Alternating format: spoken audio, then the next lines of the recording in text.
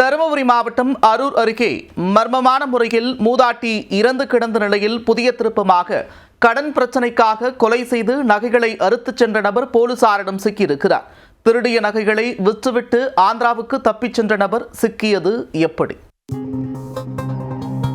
தருமபுரி மாவட்டம் அரூரை அடுத்த ஆட்டையானூர் கிராமத்தைச் சேர்ந்தவர் 70 வயதான கம்சலா. இவரது கணவர் வேடியப்பன் கடந்த 10ஆம் தேதி மாட்டிற்கு புல் தீவனம் பிடுங்குவதற்காக தனது தோட்டத்திற்கு சென்றுள்ளார் கம்சலா. நீண்ட நேரமாகியும் வீட்டிற்கு வராததால் அவரது மகன் இளங்கோ, மருமகள் சந்தியா ஆகியோர் தோட்டத்திற்கு சென்று தேடிவிட்டனர்.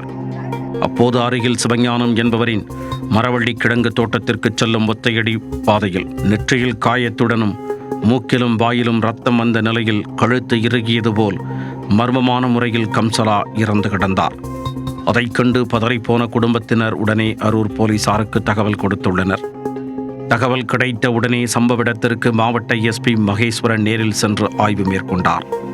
தடயவியல் துறையினர் வரவழைக்கப்பட்டு சம்பவ இடத்தில் ஆதாரங்கள் சேகரிக்கப்பட்டன. இந்த மர்ம மரணம் குறித்து அரூர் போலீசார் சந்தேகத்தின் அடிப்படையில் அதே பகுதியைச் சேர்ந்த முத்து என்பவரை பிடித்து விசாரணை நடத்தினர். விசாரணையில் திடுக்கிடும் தகவல்கள் தெரிய வந்தன. கடும் பண நெருக்கடியில் இருந்த முத்து கம்சலாவின் கணவர் வேடியப்பனிடம் 50,000 ரூபாய் பணம் கடனாக வாங்கியிருக்கிறார்.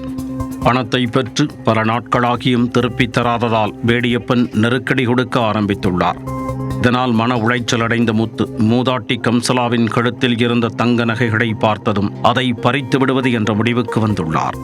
சம்பவத்தன்று கம்சலா தனியாக மரவள்ளி கிழங்கு தோட்டத்திற்கு புல்லறுக்கச் சென்றதை கவனித்த முத்து பின்னாலேயே பதுங்கி சென்றுள்ளார். ஆளரவமற்ற பகுதியில் கம்சலாவை மடக்கிய முத்து கையில் இருந்த கட்டையால் சரமாரியாக தாக்கியுள்ளார். இதில் நிலை குலைந்து கீழே விழுந்த கம்சலாவின் கழுத்தை நெரித்து கொலை செய்திருக்கிறார் முத்து. அதன்பின் கழுத்தில் இருந்த தங்க நகைகளை அறுத்து கொண்டு அங்கிருந்து தப்பியோடியிருக்கிறார்.